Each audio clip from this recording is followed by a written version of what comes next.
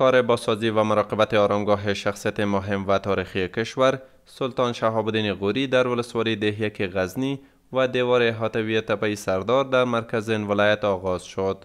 مسئولین اطلاعات و فرهنگ این ولایت میگویند این پروژه های مراقبتی به ارزش 2,300,885 افغانی از بودجه وزارت اطلاعات و فرهنگ کشور تطبیق می شود.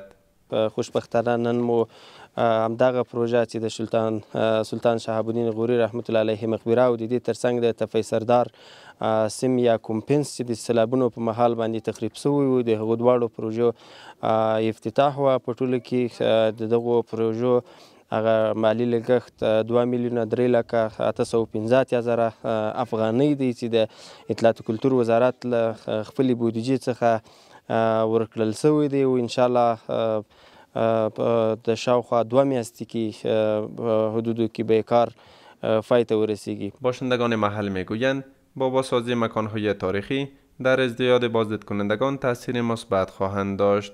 آنان خواهان توجه بیشتر مسئولین در این بخش را دارند.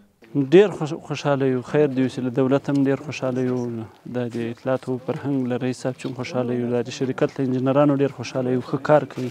چیرې د زیارت جوړ سي او مقبره ورسره جوړه سي یا شاوخوا علاقه لږ ورسره جوړه سي بیا خامخا مشهور کیږي او سیلانیان راځي. سیلانیان مو خپل هم لیدلی دي چې راځي ورته د زیارت.